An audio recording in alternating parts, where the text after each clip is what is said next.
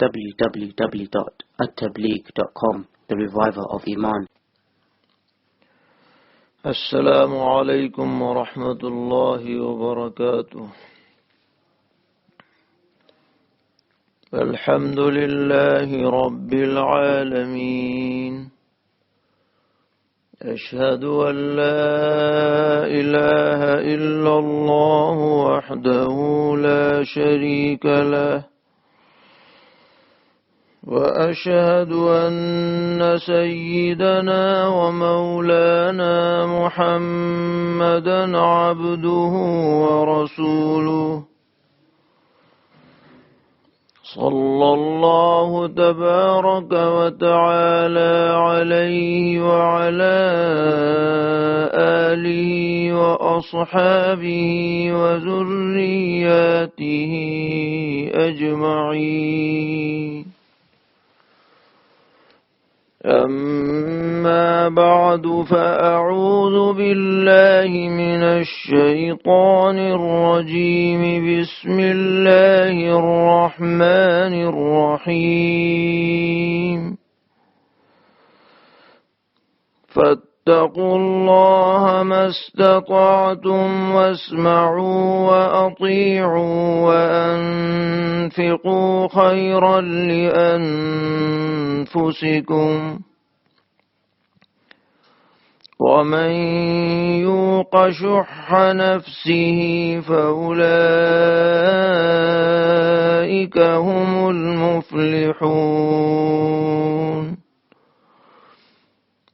إن تقرضوا الله قرضا حسنا يضاعفه لكم ويغفر لكم والله شكور حليم.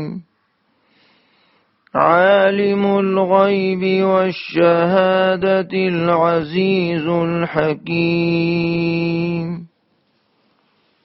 صدق الله مولانا العلي العظيم.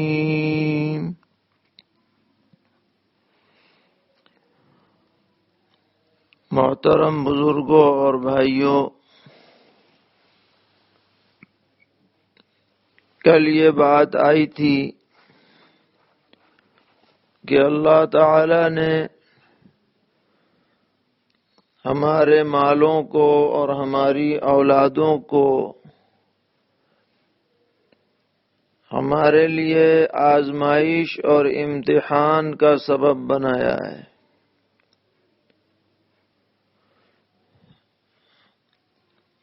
اور ہر عقل مند آدمی کا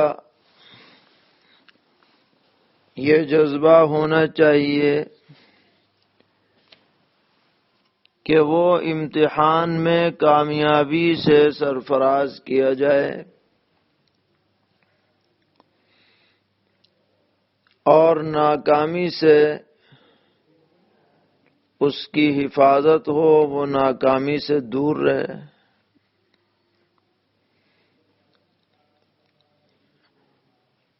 اب ذہن میں سوال اٹھتا ہے کہ جس آزمائش میں ہمیں مبتلا کیا گیا ہے، اس سے ہمیں کامیابی کس صورت میں مل سکتی ہے؟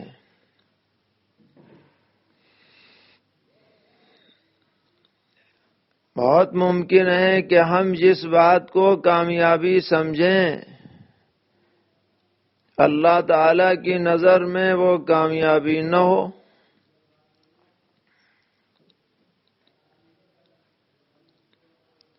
مثلا ہم یہ سمجھ رہے ہیں کہ کامیابی اس میں ہے کہ مال و دولت کو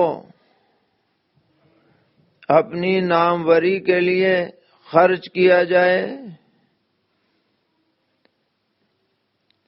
تاکہ ہمارا نام ساری دنیا میں عام ہو جائے، ہر بچہ جان لے، زبانوں پر تعریفیں آ جائیں، زندہ باد کے نعرے لگنے لگیں. یہ آزمائش میں کامیابی ہو، کوئی یہ سمجھے؟ یا یہ کہ اولاد کو دنیاوی اعتبار سے ترقیات کے راستے ان کے بارے میں اختیار کیے جائیں، اس سے آزمائش میں کامیابی ملے، تو کسی کے ذہن میں ایسے خیالات آ سکتے ہیں اور آتے بھی ہیں، ایسا نہیں ہے کہ نہ آتے ہوں۔ اس لیے اللہ تبارک و تعالی نے اگلی آیت میں جو اس وقت پڑھی گئی، ہمارے اوپر فضل و کرم اور انعام فرماتے ہوئے آزمائش میں کامیابی کیسے ملے گی اس کا طریقہ بھی خود ہی بتلا دیا ہے، جس پر اللہ تعالیٰ کا جس قدر بھی شکر بجا لایا جائے کم ہے۔ چنانچہ اللہ تبارک و تعالی نے کئی اہم باتیں ارشاد فرمائیں، اہم ہدایات سے ہمیں نوازا کہ جو شخص اپنی زندگی میں ان ہدایات کو داخل کر لے گا تو وہ انشاءاللہ ہر طرح کی آزمائش میں ضرور کامیاب ہو جائے گا، چاہے وہ مالی معاملات کا مسئلہ ہو یا اولاد والا مسئلہ ہو یا اور دنیا کا کوئی مسئلہ ہو۔ اللہ تعالی کی نظر میں کامیابی جو ملے گی وہ ان ہدایات پر عمل کرنے میں ملے گی۔ وہ ہدایات کیا ہیں؟ پہلی ہدایت یہ ہے کہ اللہ سے ڈرتے رہو۔ دوسری ہدایت یہ ہے کہ شریعت کے احکامات کو دل سے تسلیم کرو، اللہ اور اس کے رسول کی پوری پوری اطاعت اور فرما برداری کرو۔ اور تیسری ہدایت یہ ہے کہ جو اللہ نے تمہیں مال عطا کیا ہے اس کو خیر کی جگہوں پر خرچ کرتے رہو، اور پھر اسی کی تشریح کرتے ہوئے کچھ مزید باتیں بھی ارشاد فرمائی گئی ہیں۔ تو خلاصہ یہ نکلا کہ تین باتیں ہیں، بظاہر دیکھنے میں وہ تین ہیں، عنوان تین ہیں، لیکن اگر غور کیا جائے تو پتہ چلے گا کہ سارا دین ان تین عنوانوں میں سمٹ کر کے آ گیا ہے۔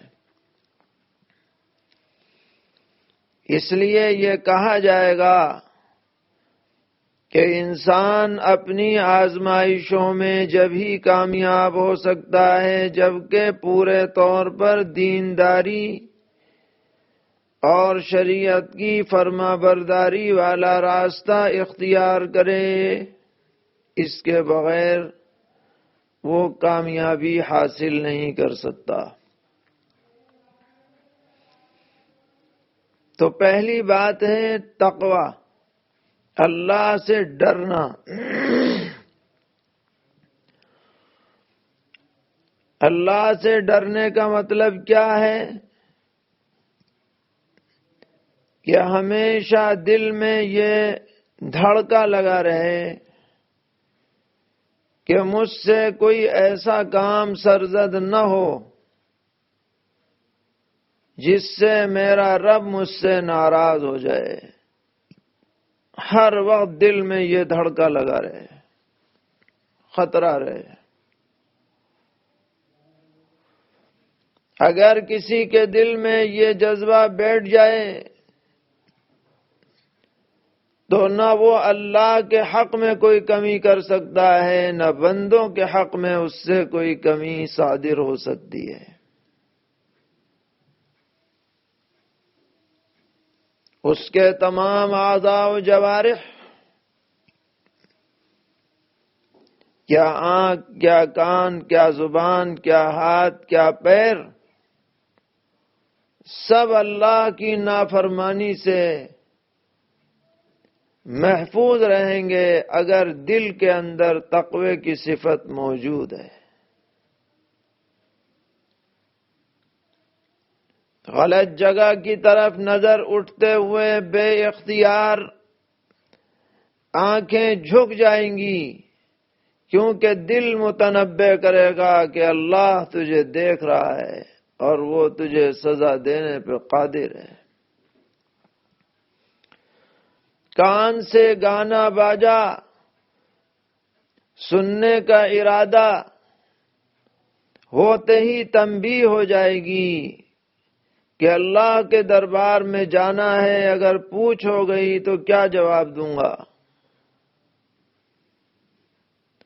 زبان سے غلط بات نکلنے کا ارادہ ہوگا، مگر یہ تقوی والی صفات چلتی ہوئی زبان کو جام کر دے گی۔ اس سے کسی کی غیبت نہ نکلے، کوئی جھوٹ نہ نکلے، کوئی گالم گلوچ نہ نکلے۔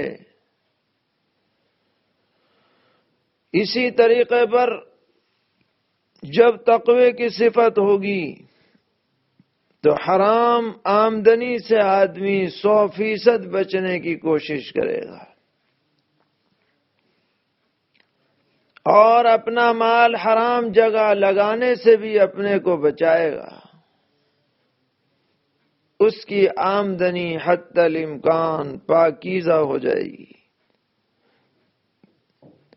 کاروبار شریعت کے دائرے میں رہ کر کے وہ کرے گا، کیونکہ وہ متقی ہے، وہ اللہ سے ڈرنے والا ہے۔ تو امتحان میں کامیابی چاہیے تو تقوی والی صفت پیدا کرو۔ اللہ تعالی ہدایت فرما رہے ہیں۔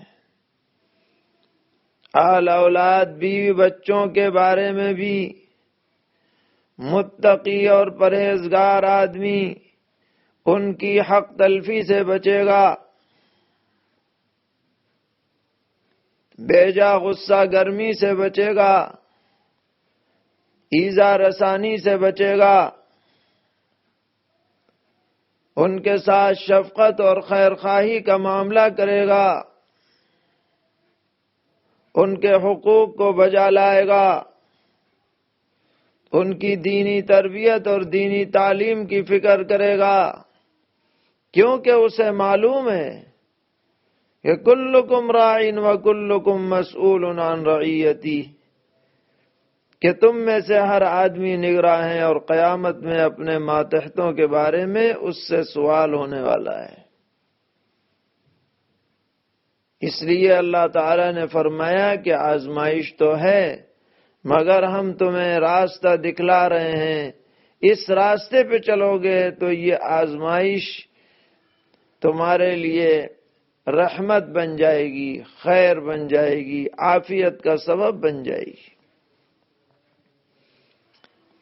اور دوسری ہدایت یہ فرمائی گئی کہ وَاسْمَعُوا وَأَطِيعُوا، اللہ تبارک و تعالی کی باتوں کو سنو اور مانو، رسول اللہ کی باتوں کو سنو اور مانو۔ سمع و طاعت، شریعت کا حکم سامنے آ جائے، سر تسلیم خم ہو جائے، بات سمجھ میں آئے تو بھی مانی جائے،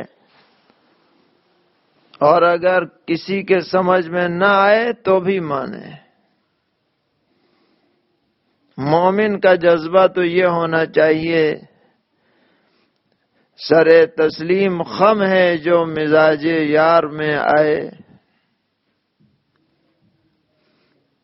بہت سے ہمارے بھائی دینی احکام کے بارے میں علتیں پوچھتے ہیں، ایسا کیوں ہوا، اس کی کیا وجہ ہے، یہ بتایا جائے۔ تو بہت سے علماء نے جو ان کے سمجھ میں آیا یا جو نصوص سے پتہ چلا ان باتوں کو کچھ جمع بھی فرما دیا ہے۔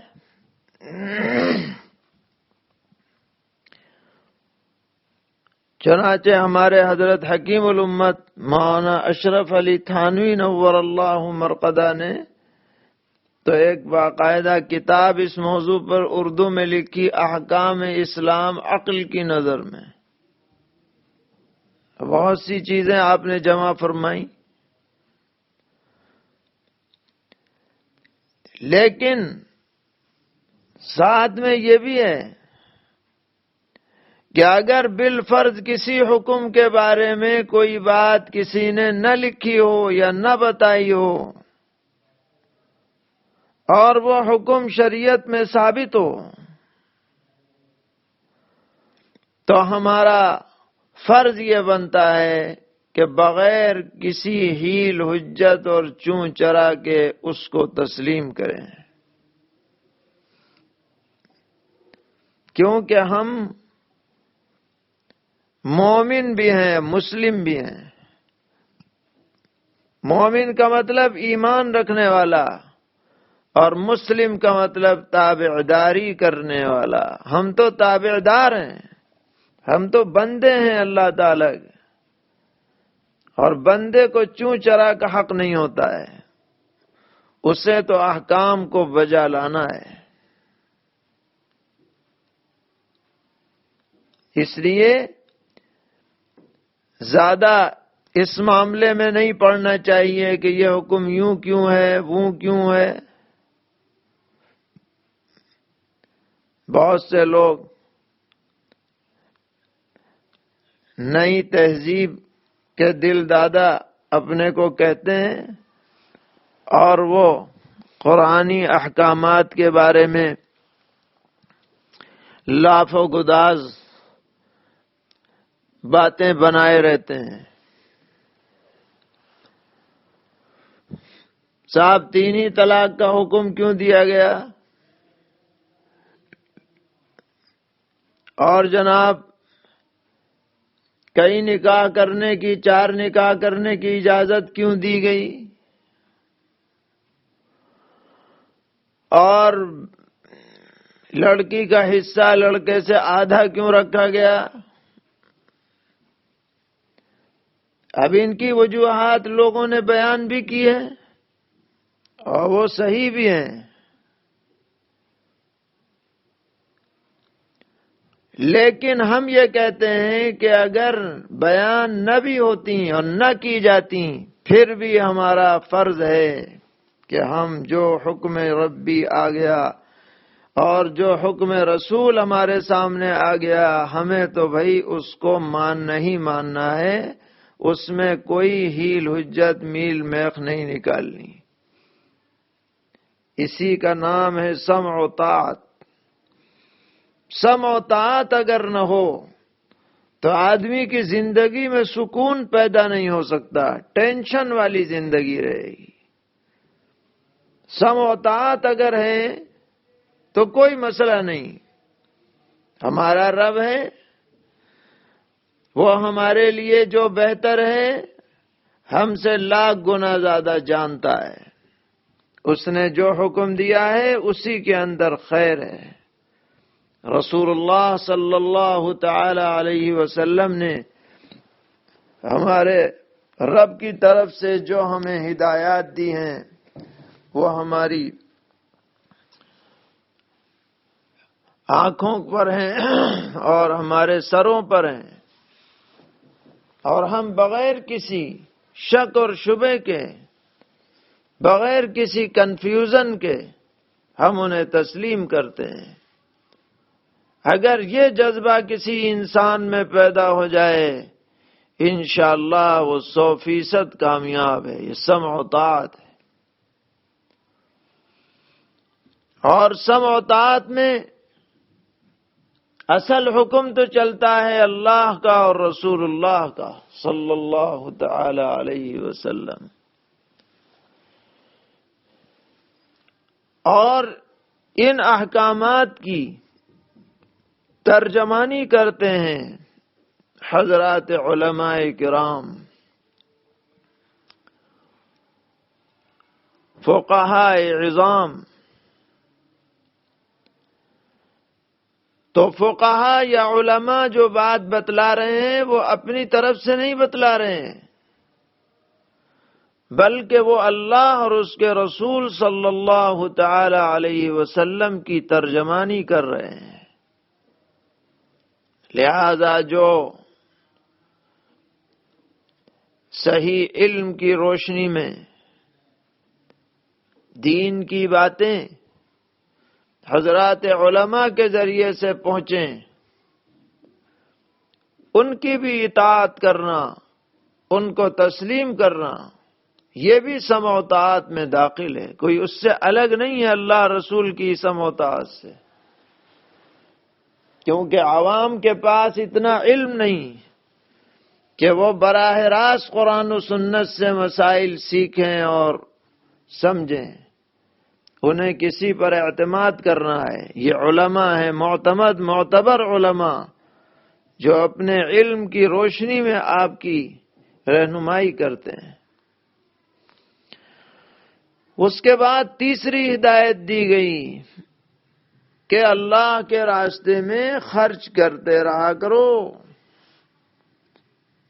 درجہ بدرجہ. زکوٰۃ فرض ہے تو وہ ادا کرو، صدقہ فطر ہے وہ ادا کرو، اپنے بال بچوں پہ خرچ کرو درجہ بدرجہ. نبی اکرم صلی اللہ تعالی علیہ وسلم کی خدمت میں ایک شخص آیا، ابو داؤد شریف میں روایت ہے. اس نے کہا کہ حضرت میرے پاس ایک اشرفی ہے تو اسے کہاں خرچ کروں؟ فرمایا اپنے اوپر خرچ کرو، اپنی ذاتی ضروریات میں، کھانے پینے میں، کپڑے لتے میں. عرض کیا کہ حضرت اگر ایک اشرفی اور ہو تو کہاں خرچ کروں؟ فرمایا اپنے بال بچوں پہ خرچ کرو، بیوی پہ خرچ کرو، بچوں پہ خرچ کرو. یہ بھی خیر کا سبب ہے، یہ کوئی الگ چیز نہیں ہے، کیونکہ آدمی اس کے ذریعے سے اپنے اوپر واجب حق کو ادا کر رہا ہے. اس نے عرض کیا کہ جی اگر ایک اشرفی اور ہو تب کیا کروں؟ فرمایا کہ پھر اللہ کے راستے میں صدقہ کر سکتے ہو، اور پھر صدقے کے بھی درجات ہیں، اپنے رشتہ داروں پہ کرو، پڑوسیوں پہ کرو. ہمارے موجودہ ماحول میں خاص طور پر جو ضرورت مند ہیں اس وبا کی وجہ سے ان پہ خرچ کرو. اور جو ایسے مصارف ہیں جن کی بنیاد پر دین کی بقا ہے، مثلا مدارس دینیہ ہے، ان پہ خرچ کیا جائے تو ڈبل ثواب ملے گا. ایک تو خرچ کرنے کا ثواب اور دوسرے دین کی بقا کا ثواب، کیونکہ یہی وہ مدارس ہیں جن کی بنیاد پر ہمارے پاس دین کی صحیح روشنی موجود ہے. نسلوں کو دین پر باقی رکھنے کے لیے ان مدارس کا بڑا کردار ہے، ان کا تحفظ، ان کی بقا. یہ ہمارے لیے ایسے ہی ضروری ہے جیسے کہ ہمارا اپنا وجود ضروری ہے. تو درجہ بدرجہ پھر فرمایا کہ دیکھو یہ تم سے جبھی ہو پائے گا خرچ کرنا، صدقہ کرنا، خیرات کرنا، جب کہ تمہارا دل لالچ سے اور بخل سے پاک ہو. بخیل آدمی وہ خرچ نہیں کرتا، خرچ کرتے ہوئے جان نکلتی ہے اس کی، مسل مسل کے دیتا ہے. اور اسی طرح حریص آدمی، لالچی آدمی، یہ خود بھی خرچ نہیں کرتا اور چاہتا ہے کہ جو مال دوسروں کے پاس ہے وہ بھی میرے پاس آ جائے. تو یہ پرلے درجے کا بخیل ہے، جس کو کہتے ہیں مہا کنجوس، مکھی چوس.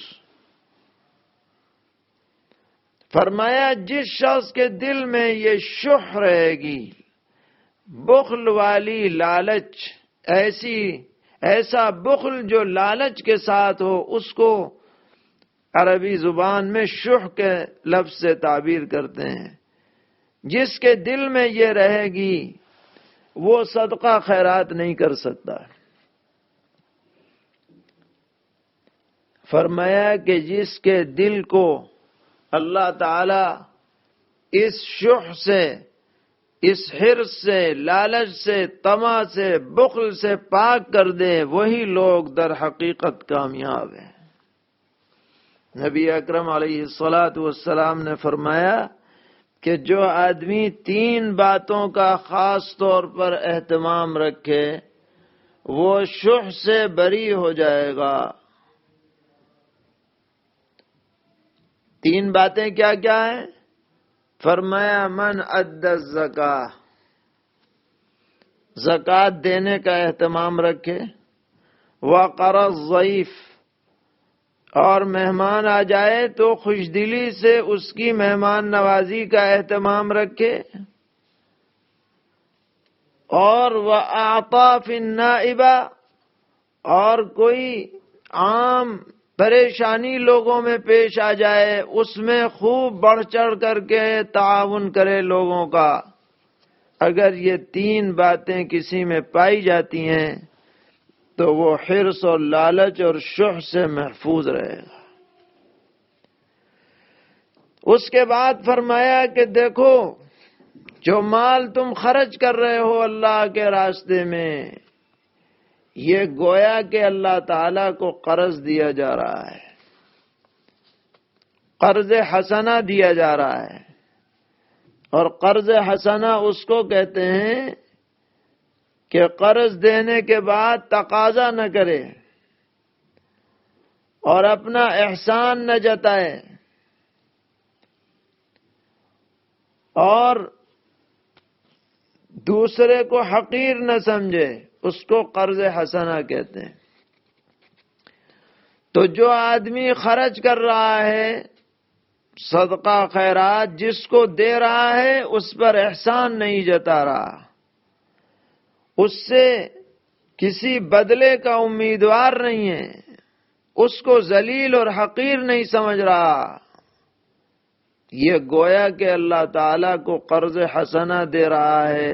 اور اللہ کا وعدہ ہے کہ جو مجھے قرض حسنہ دے گا میں اسے بہت بڑھا چڑھا کر کے اس کا بدلہ دوں گا. سورہ بقرہ میں ایک آیت ہے من ذا الذی یقرض اللہ قرضا حسنا فیضاعفہ له اضعافا کثیرہ. کون ہے جو اللہ کو قرض حسن دے پھر وہ اسے بہت بڑھا چڑھا کر کے لوٹائے گا.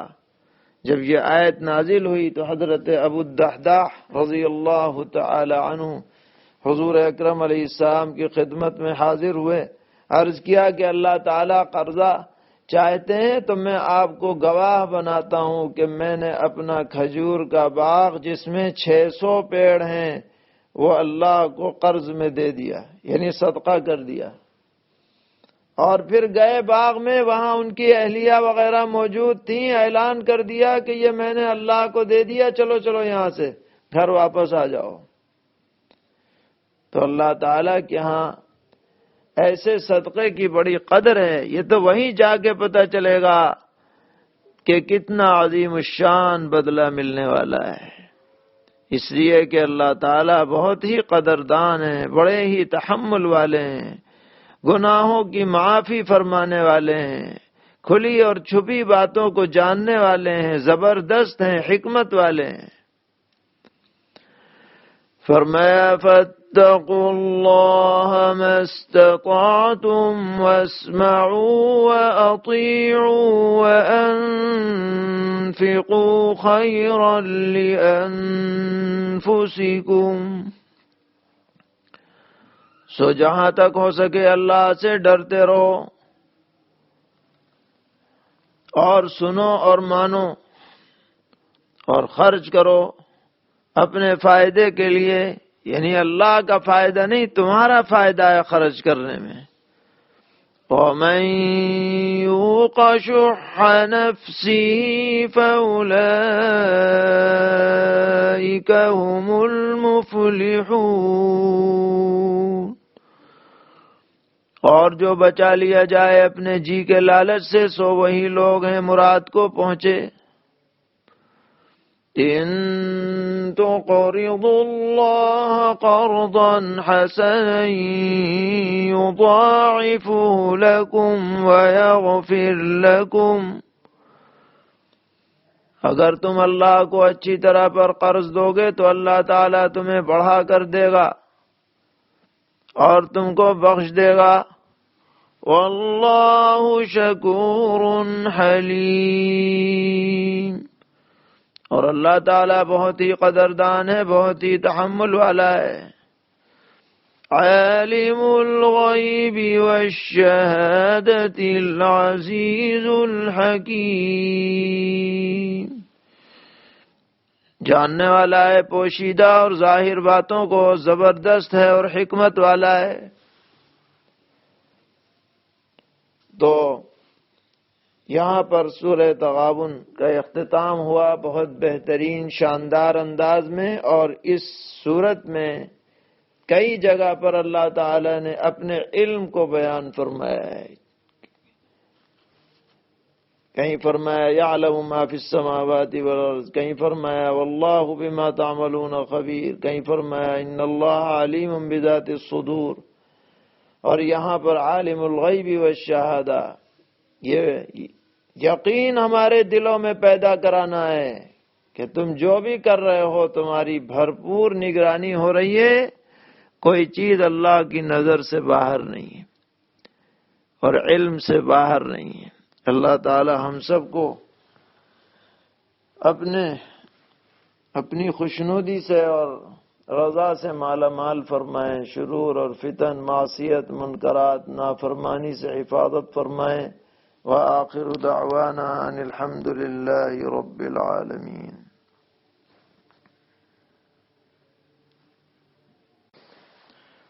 نحمده ونصلي على رسوله الكريم، أما بعد، رب اشرح لي صدري ويسر لي أمري واحلل عقدة من لساني يفقهوا قولي۔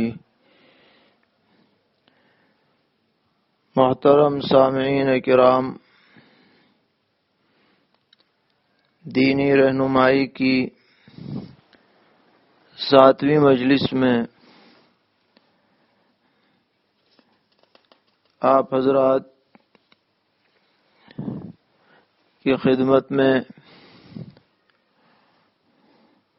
سلام مسنون، السلام علیکم ورحمۃ اللہ وبرکاتہ پیش ہے۔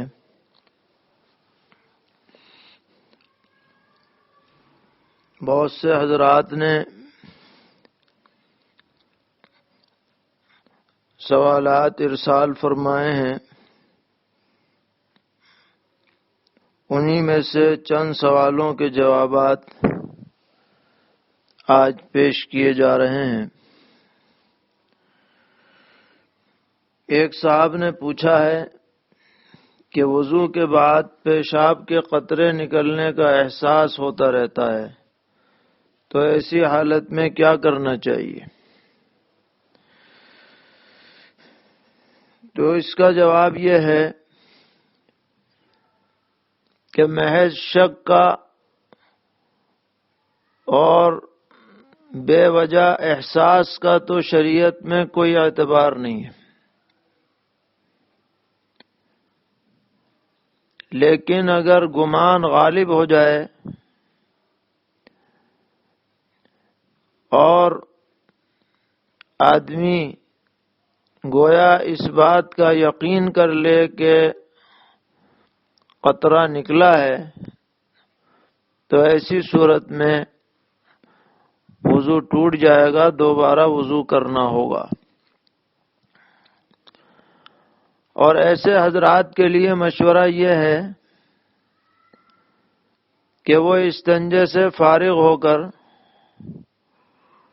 کچھ دیر ٹیشو پیپر وغیرہ لے کر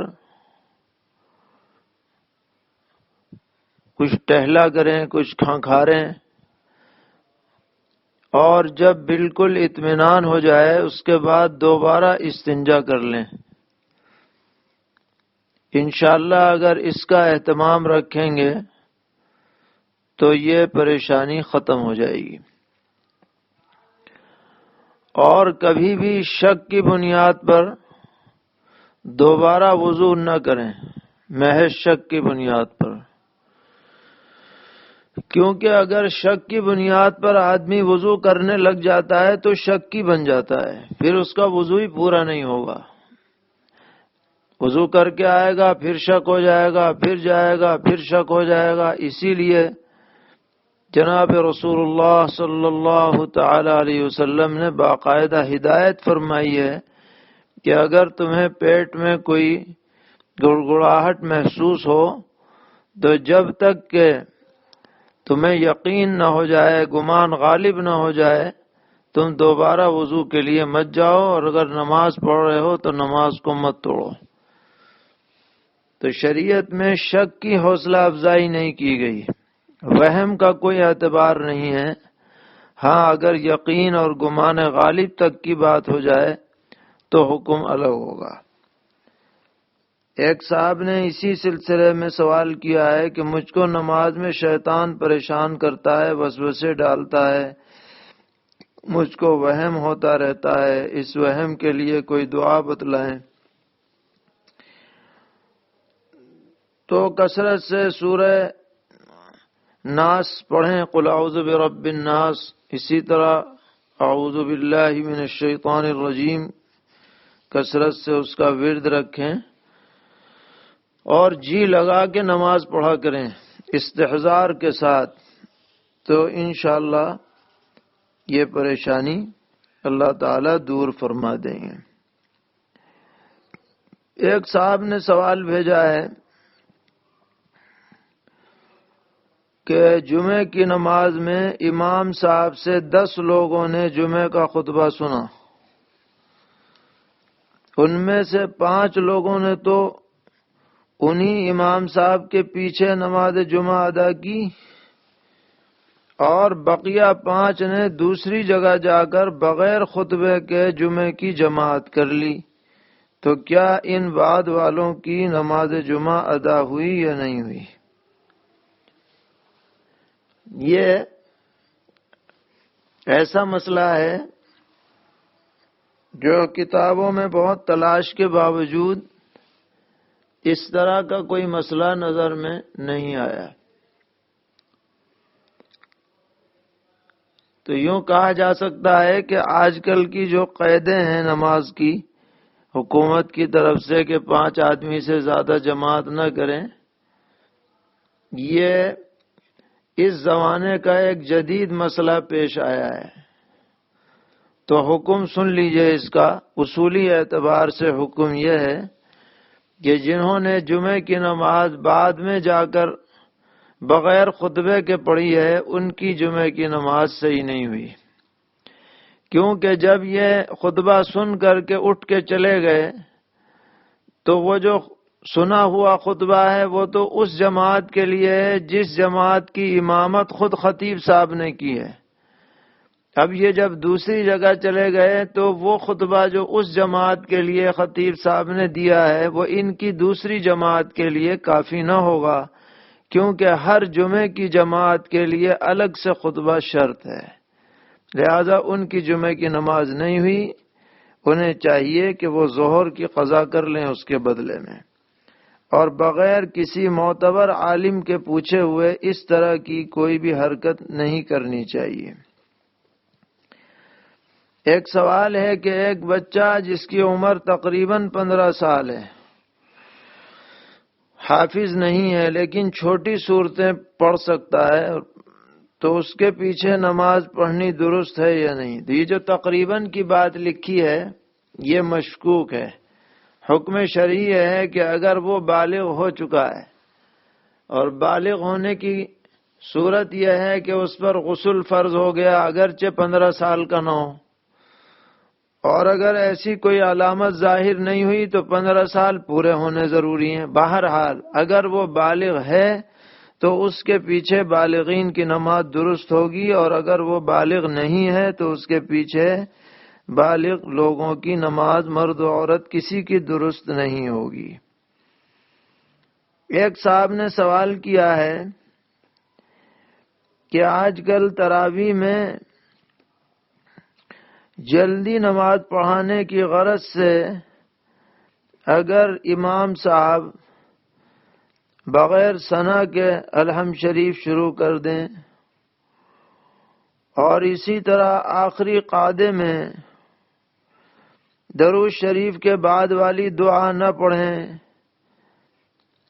یا صرف تحیات پڑھ کر سلام پھیر دیں، تو ایسا کرنا صحیح ہے یا نہیں؟ تو یہاں دو باتیں ہیں، ایک تو یہ کہ فی نفسی نماز تو درست ہو جائے گی کیونکہ ثنا بھی واجب نہیں ہے، اور بعد والی دعا اور درود بھی واجب نہیں ہے، مسنون ہے۔ یہ تو ہے نفس مسئلہ، لیکن دوسری بات یہ یاد رکھنے کی ہے کہ عبادات میں جلد بازی شریعت میں پسند نہیں ہے۔ ثنا پڑھنے میں کتنی دیر لگتی ہے؟ 2-4 سیکنڈ لگتے ہیں۔ اسی طرح درود شریف دعا پڑھنے میں کتنی دیر لگتی ہے؟ لہذا ایسی جلد بازی کرنی ٹھیک نہیں ہے، اطمینان سے مسنون اور جو مستحبات ہیں ان سب کی رعایت کرتے ہوئے تراویح یا دیگر نمازیں ادا کرنی چاہیے، خواہ جلد بازی نہیں کرنی چاہیے۔ تراویح کے بارے میں ایک اور سوال ہے کہ امام صاحب 2 رکعت پر بیٹھنے کے بجائے کھڑے ہو گئے اور مقتدی کے یاد دلانے پر پھر بیٹھ گئے اور سجدہ سہو کے بغیر سلام پھیر دیا، تو نماز ہوئی یا نہیں ہوئی؟ تو نماز ان کی درست نہیں ہوئی، یعنی واجب الاعادہ ہو گئی۔ انہیں چاہیے کہ وہ 2 رکعت نماز کسی وقت ادا کر لیں، جتنے بھی لوگ ہیں اپنی اپنی 2 رکعت پڑھ لیں گے، اور یہ بھی بہتر ہے کہ اس میں جو قرآن پاک پڑھا گیا ہے وہ بھی دوہرا لیں۔ صلاۃ التسبیح کے بارے میں ایک سوال ہے کہ تسبیحات شمار کرنے میں بھول ہو جاتی ہے تو کیا 4 نفل پڑھ کر 3 مرتبہ تیسرے کلمے کی تسبیح پڑھنا کافی ہوگا؟ یہ بات کل بتلائی گئی تھی کہ صلاۃ التسبیح میں اگر سبحان اللہ والحمد للہ ولا الہ الا اللہ واللہ اکبر پڑھنے میں کچھ کمی بیشی ہو جائے تو اس سے صلاۃ التسبیح پہ کوئی اثر نہیں پڑتا ہے، اس لیے یہ الگ سے اہتمام کرنے کی کوئی ضرورت نہیں ہے۔ ایک صاحب نے پوچھا ہے کہ تراویح میں پاروں کی ترتیب ضروری ہے؟ اگر ہم پہلا پارہ پڑھ کر 15واں پارہ بھی پڑھ لیں تو کوئی حرج تو نہیں؟ تو اس بارے میں یاد رکھنا چاہیے کہ نماز میں جو ترتیب ضروری ہوتی ہے وہ ایک نماز کی رکعات میں ترتیب ہے. یعنی مثلا 2 رکعت آپ تراویح کی پڑھ رہے ہیں تو پہلی رکعت میں جو قرآن پاک پڑھا جائے وہ شروع کے حصے کا ہو اور دوسری رکعت میں جو پڑھا جائے وہ اخیر کے حصے کا ہو. جب یہ 2 رکعت پر سلام پھر گیا تو یہ ترتیب کا معاملہ ختم. اب دوسری 2 رکعت کا آپ نے دوبارہ ارادہ کیا، اس میں آپ کہیں اور سے قرآن پاک پڑھ رہے ہیں مگر اس میں بھی اس کی رعایت رکھ رہے ہیں کہ پہلی رکعت میں شروع کا حصہ اور دوسری رکعت میں آخر کا حصہ، تو اس میں شرعاً کوئی حرج نہیں ہے. لہذا فرض کیجئے ایک آدمی نے اس طرح سے تراویح پڑھائی کہ 8 رکعت میں 15واں پارہ پڑھ دیا اور اس کے بعد 12 رکعت میں پہلا پارہ پڑھ دیا، کوئی حرج کی بات نہیں. یا یہ ہے کہ 8 رکعت میں پہلا پڑھ دیا اور بعد والی رکعات میں اور چھوڑ کر کے کہیں اور پارہ پڑھ دیا، تو الغرض ترتیب جو دیکھی جائے گی وہ ایک سلام والی نماز میں دیکھی جائے گی. الگ الگ سلام میں الگ الگ جگہ سے پڑھے، پہلی 2 رکعت پہلی دوسری رکعت کی ترتیب کا خیال رکھتے ہوئے، تو اس میں کوئی حرج نہیں ہے. ایک سوال یہ ہے کہ میں گھر سے عشاء کے وقت نکلا لیکن عشاء کی نماز نہیں پڑھی اور سفر کے لیے چلا اور 100 کلومیٹر پر جا کر کے میں نے عشاء کی نماز قصر ادا کی، تو اس طریقے پر میری نماز درست ہوئی یا نہیں؟ تو جواب یہ ہے کہ نماز درست ہو گئی، کوئی حرج کی بات نہیں ہے، چونکہ آپ مسافر ہو چکے ہیں. روزے کے بارے میں پوچھا ہے کہ روزے میں پیلو اور نیم کے علاوہ دیگر کوئی مسواک کی جا سکتی ہے یا نہیں؟ تو اس کا جواب یہ ہے کہ روزے کی حالت میں ہر طرح کی مسواک کرنے کی اجازت ہے، پیلو کی ہو، نیم کی ہو، زیتون کی ہو یا اور کسی چیز کی ہو، مسواک کرنے میں کوئی حرج نہیں. حتیٰ کہ فقہا نے یہاں تک لکھا ہے کہ اگر تر مسواک ہے نیم کی تو اس کو بھی روزے کی حالت میں کیا جا سکتا ہے.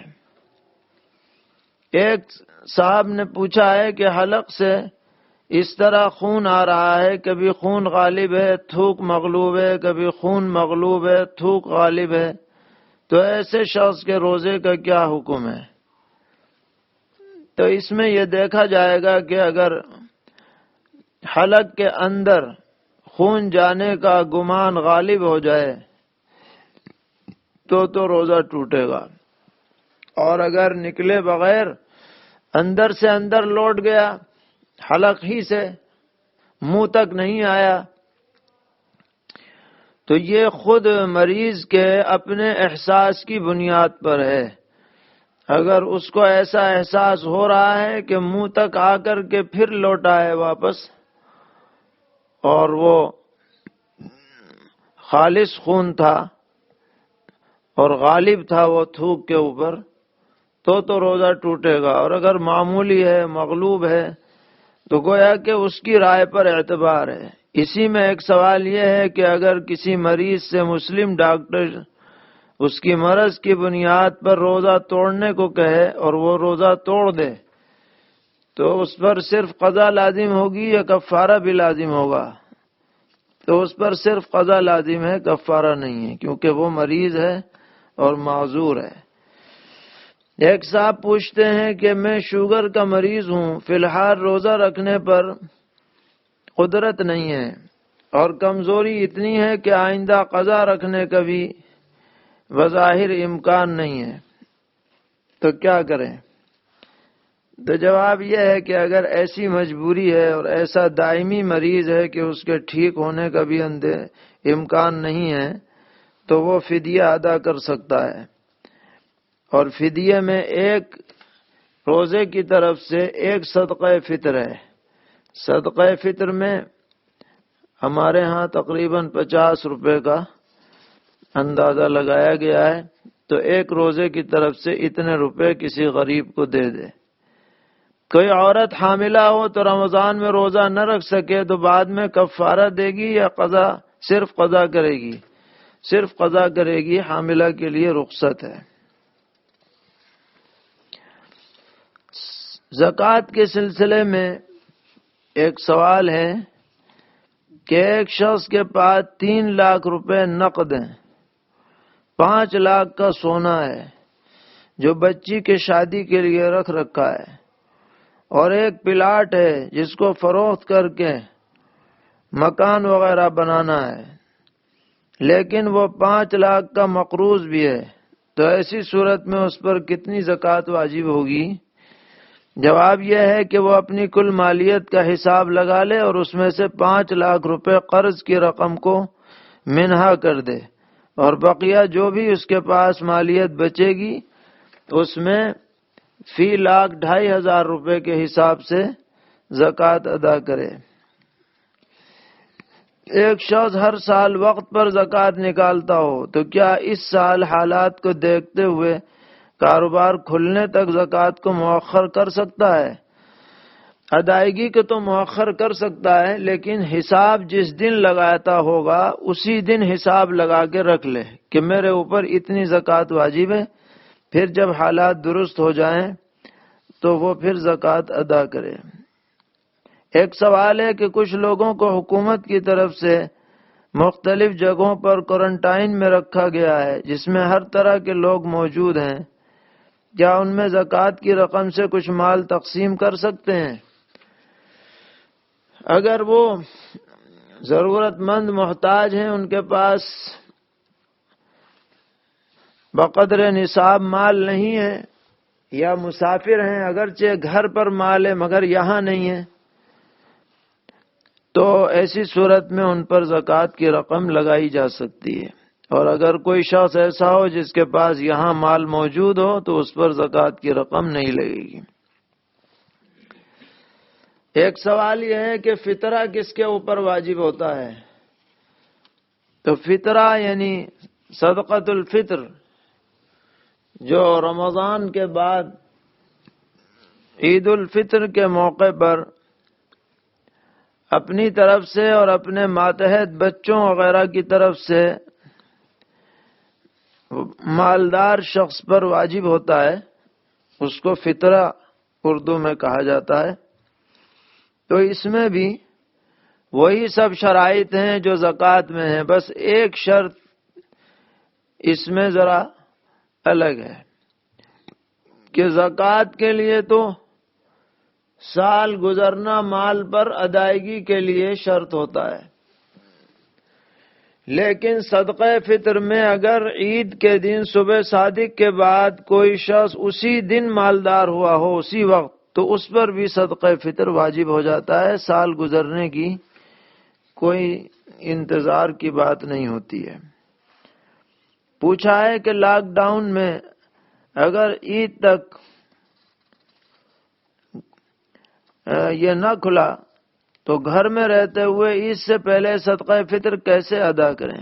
رمضان میں بھی آپ ادا کر سکتے ہیں، اپنے آس پاس رشتہ داروں کو، ضرورت مندوں کو، مدارس کو، ان سب کو آپ دے سکتے ہیں، اور چاہے کیش ادا کریں یا بینک اکاؤنٹ کے ذریعے سے ان تک پہنچا دیں، الغرض صورت جو بھی اپنائی جائے اپنا سکتے ہیں۔ رمضان میں ادا کریں یا عید کے دن ادا کریں، یا عید اس وقت موقع نہ ہو تو بعد میں بھی ادا کریں گے، کرنا تو ہے ہی، جس کے اوپر بھی واجب ہوگا، لیکن پہلے ادا کر دیں تو بہتر ہے۔ اعتکاف کے بارے میں سوال ہے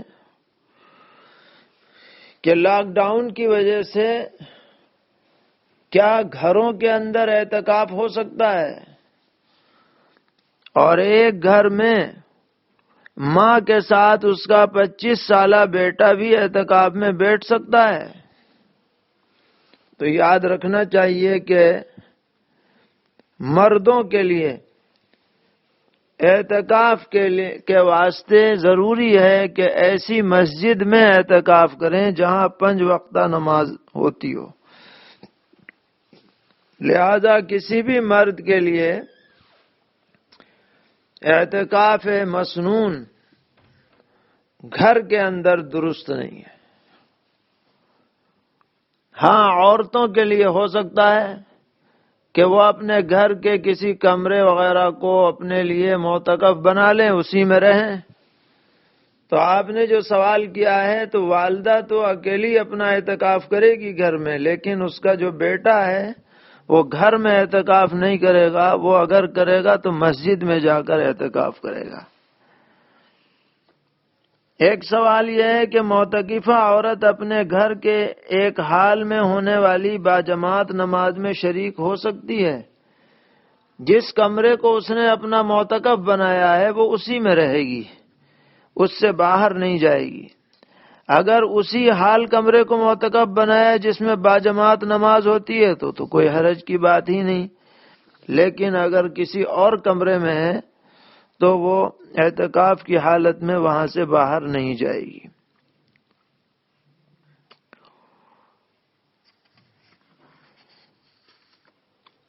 ایک سوال یہ بھی ہے کہ رمضان المبارک میں اور غیر رمضان میں جمعے کے دن وفات پانے والے سیدھے جنت میں جاتے ہیں۔ ان کے متعلق جو روایت ہے اس سے یہ نہیں معلوم ہوتا کہ سیدھے جنت میں جاتے ہیں، البتہ یہ معلوم ہوتا ہے کہ ان سے عذاب قبر ہٹا لیا جاتا ہے۔ جمعے کے بارے میں جو روایتیں ہیں وہ تو متعدد روایات ہیں جن کی تائید ہوتی ہے، لیکن جو رمضان والی روایت ہے وہ ایک ضعیف روایت سے پتہ چلتا ہے۔ پھر اس میں بھی علماء نے بحث کی ہے کہ یہ صرف رمضان تک عذاب ہٹایا جائے گا یا بالکل ہی ہٹا دیا جائے گا قیامت تک کے لیے۔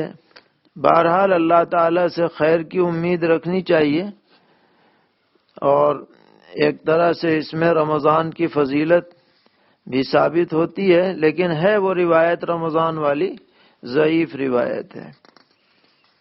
ایک سوال یہ آیا ہے کہ اگر نکاح کے بعد ولیمہ نہیں کیا گیا تو اس کا کیا حکم ہے؟ ولیمہ کرنا تو مسنون ہے، نکاح تو ہو جاتا ہے ایجاب و قبول سے۔ اب اس شکرانے کے طور پر نبی اکرم علیہ الصلوۃ نے بھی اہتمام فرمایا اور بعض صحابہ کو بھی آپ نے تاکید فرمائی کہ بھئی ولیمہ کرو۔